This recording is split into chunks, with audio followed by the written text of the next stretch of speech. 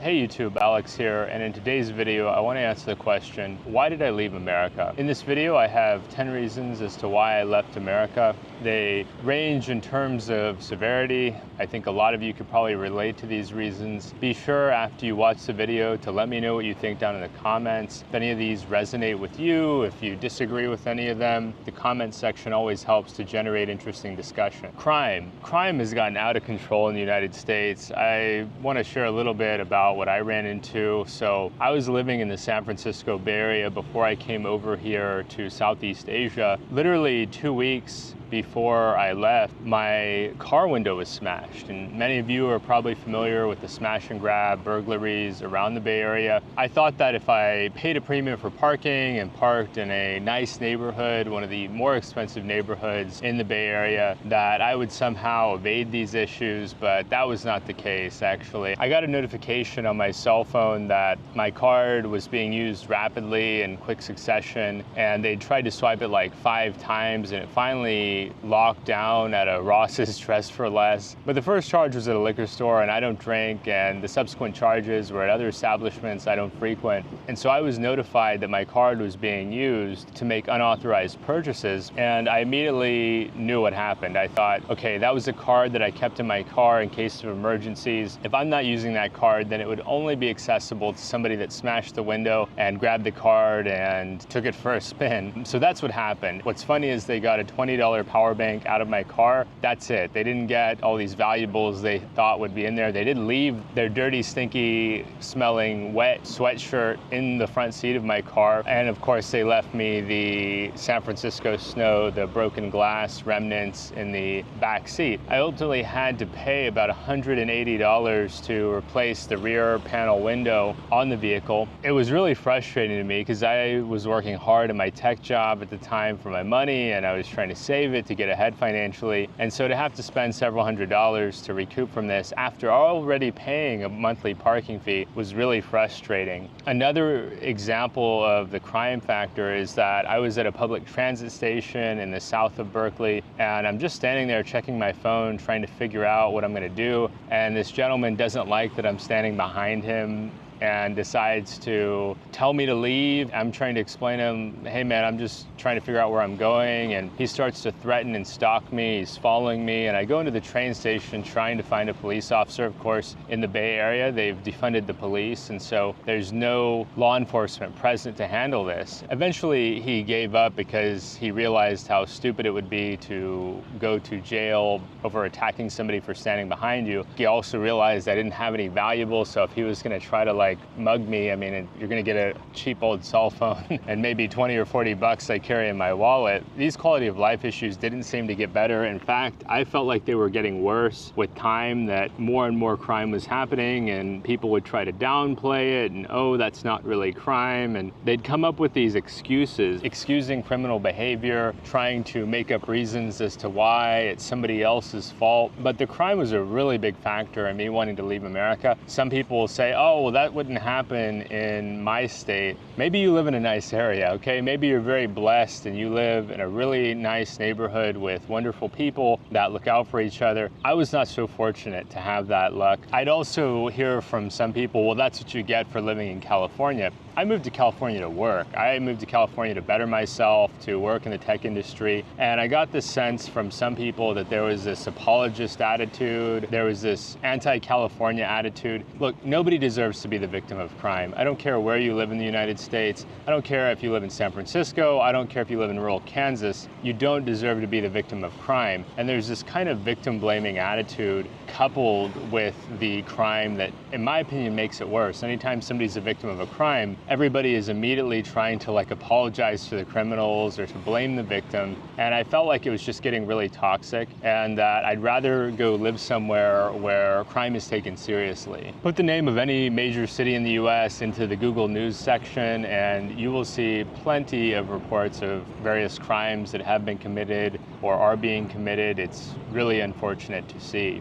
I don't feel safe going out in most major US cities these days. It used to not be that way, but crime has really gotten out of hand in the US. Cost of living in the US has become absurd. I call it clown world pricing. They're always charging the maximum of what they could possibly charge, regardless of what it is. Services that cost modest sums of money over here that don't cost that much to deliver are priced at the maximum of what they could absolutely charge, and it's getting absurd. I think it's really hurting the social cohesion of the United States. I think that people are deeply stressed out and in a rush. Often when I'm talking to people back home, they seem to have this kind of manic, stressed out energy, this agitation, like they're in a rush, gotta go, gotta go, gotta go. One of my friends who lives outside the US these days says people back home are in a hurry to go nowhere. Because most people cannot afford to hire out for basic tasks, they work hard at their day job and then they come home and rush around trying to get chores done before they have to go to bed to get up the next day, and they spend their weekends trying to recover from their heavy workload and also still get chores done. I personally found that even though my income tended to go up over time, that with the inflation, my quality of life was actually going down. Even if you have a high income, if you want to live below your means and try to save money, that often requires renting a cheaper apartment, cooking at home more often, doing free activities as opposed to paid activities. And I felt like quality of life just kept going down, and I've talked to other expats here who said the same thing. It was like every year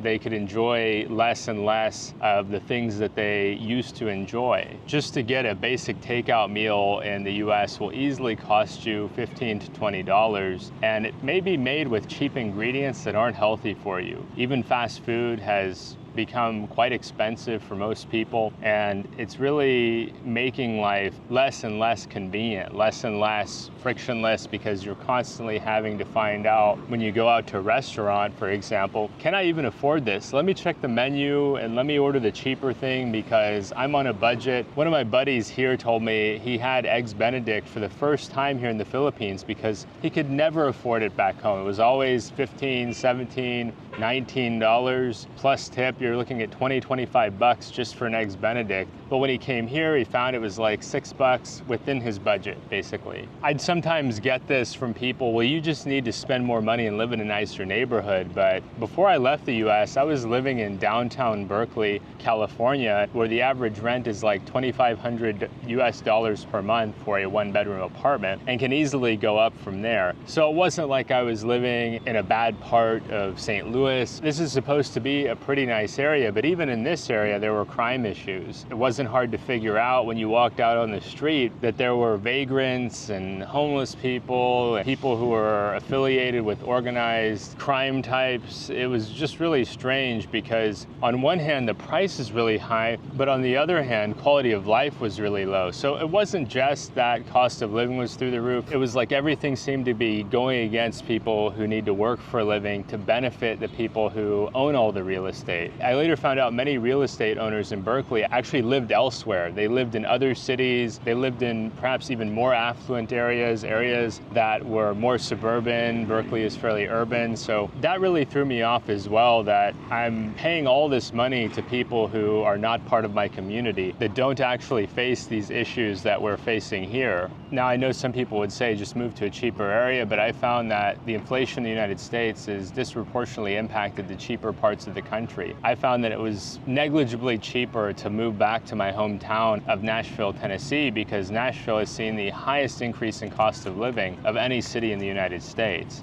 Even in small towns that were supposedly cheap, rent is easily upwards of $1,000 per month. That doesn't include utilities or the necessity of having a car. If you're in a small town, there's typically no public transportation. You're paying a premium even if you live in an area without high-paying jobs. Just a basic hotel room is easily $100 a night these days, and it's not for a fancy place, it's not for a place in a high-end area. That's just a basic roadside motel can run you $100 a night. And so you're paying all this money for an experience that used to be much cheaper, to the point where I don't want to vacation in the US anymore. I don't want to pay these super high prices is to experience the same old, same old. I'd rather go to cheaper countries where I get a lot more value for my money when it comes to taking a vacation. Finally, I think that you see with the side hustle culture, everybody is trying to get a second job or an additional income and work even more hours, but there's limits on output when it comes to a number of jobs. You can only work so much, especially in knowledge work. You can only put out so much in a given time. Now, I think some people work more efficiently than others. I think some manage their time better than others. There are diminishing returns when it comes to many different types of jobs. The next one is loneliness. I think that the US has a generally lonely culture. A lot of people feel atomized and isolated. And I think that you see this with a lot of the mental well-being issues in the United States, where a lot of people feel like they don't have anybody they can trust or talk to.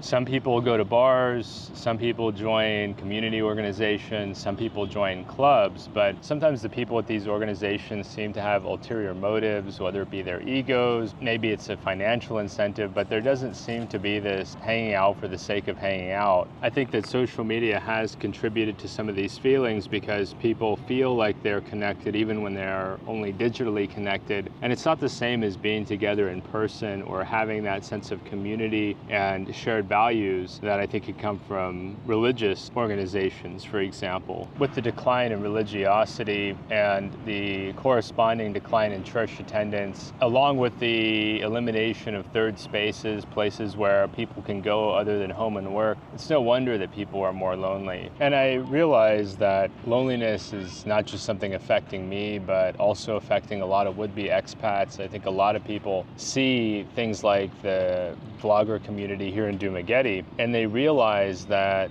there's a lot of opportunity for them to establish a sense of community abroad that they might not be getting much of back home. I'm not a big church guy, and that probably works against me in some ways. I think loneliness will continue to be prevalent in the Western democracies as people put up more and more barriers between them and the outside world, whether it be a screen or a fence or whatever it may be. People don't seem to want to interact with each other in the same way that they used to. I have seen studies on it, and a lot of American adults have nobody to talk to. I've even seen some people say that loneliness is the new smoking, that the negative impacts on health are going to be studied for decades to come. And I can attest to that, that loneliness has negatively impacted my well-being. The next one is boredom. The US is boring because they've worked out all of the excitement and spontaneity in life. There is no room for unpredictability because that goes against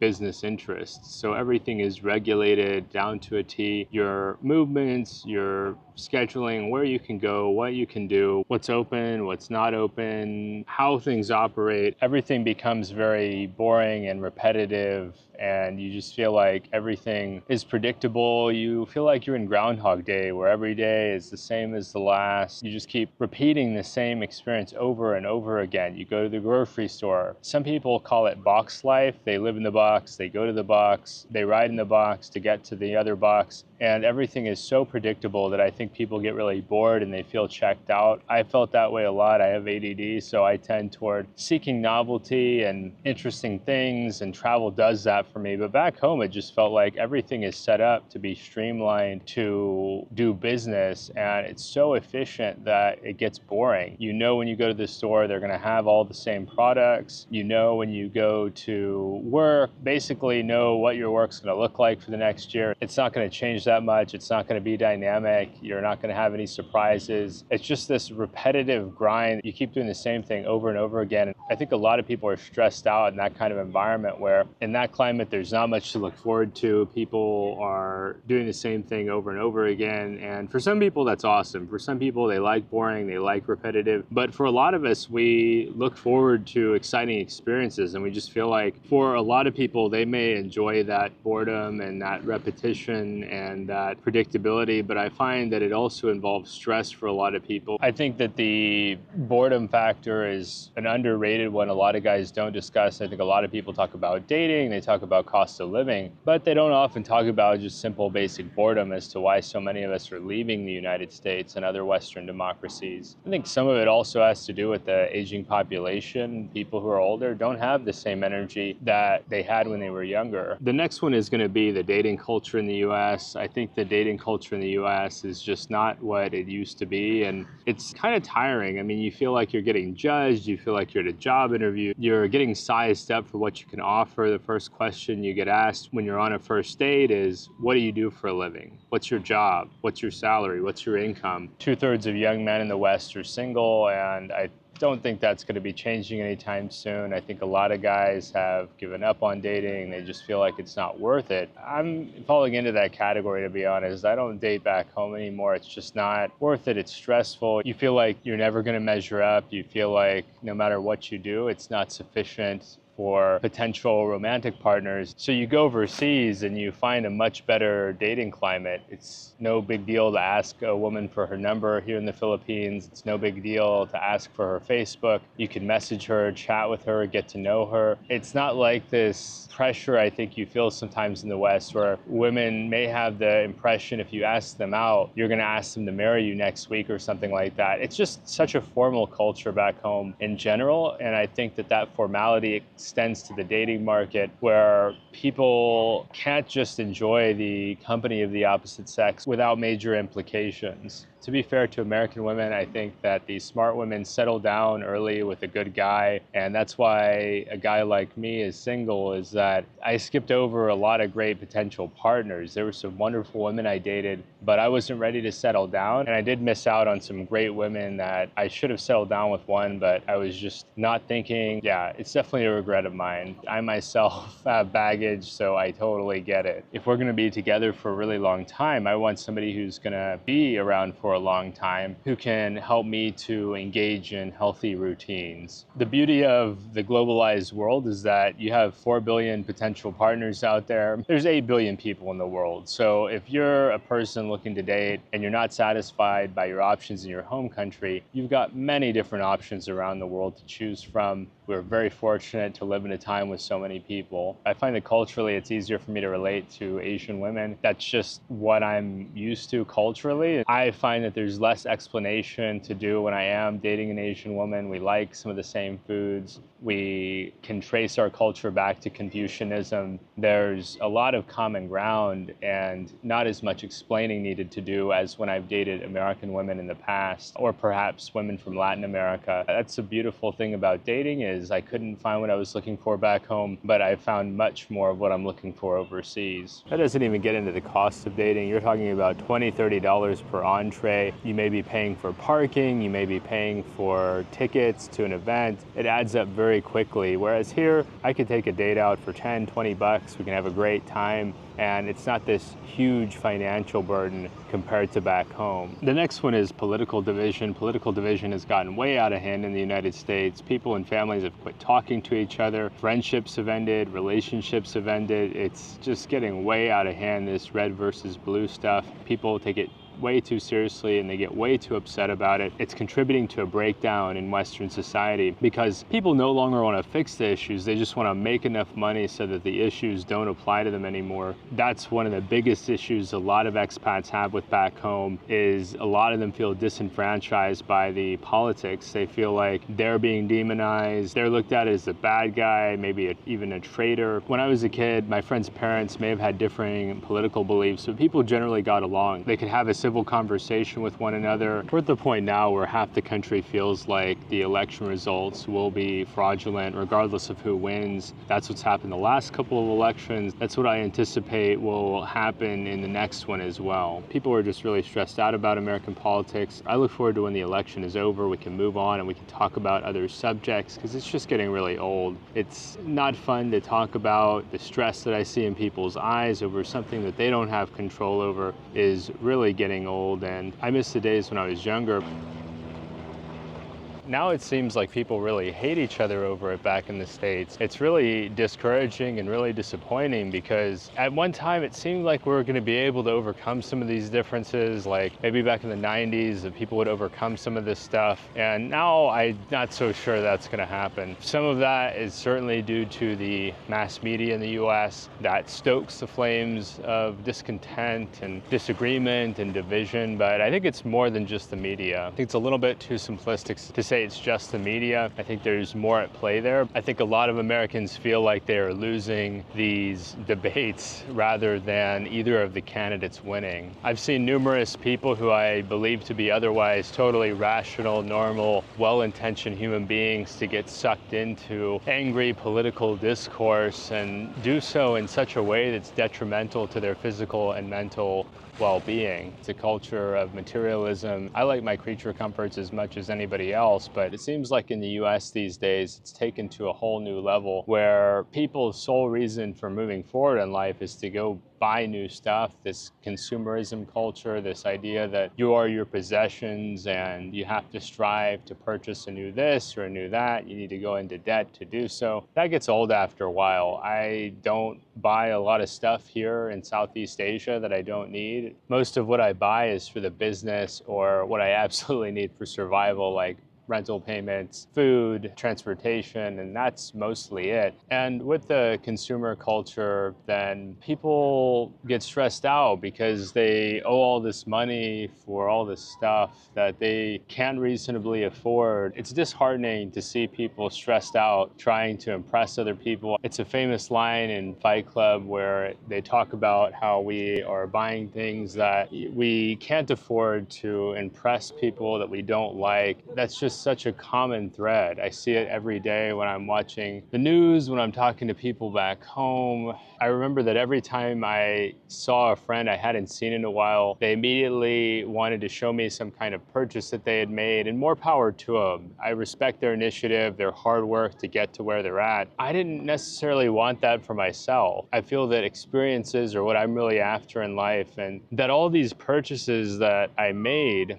because I had the same habits for a while. They were really exciting or fun initially, but then the newness wore off and I got bored of them. And then they became just another addition to the junk pile or cluttering up my apartment. Often I lived in the city, so I'd be in an apartment. And then whenever I'd move, I'd have to pack all that junk up in my car, cart it to the next place. Today, I still have a storage unit full of stuff that I don't need anymore. And it feels like a ball and chain that I can't get rid of because there are items with sentimental value there, but they're mixed in with a bunch of other junk. And yeah, some of that stuff in there is stuff that I don't want to get rid of, stuff that is important to me, but it's also mixed in with a bunch of stuff that isn't that important to me, that I had for a business, that I had for my e-commerce store, and really just I really need to dispose of a lot of that stuff, but it's not easy to let go when you put all this time into accumulating it, to cleaning it up, storing it. Number 8 is estrangement, and for those who haven't seen it, I suggest you watch my video describing why I'm estranged from my family. I don't have any family support back home. I don't talk to my family. They're generally very toxic people. There's a lot of narcissism in my family, a lot of people who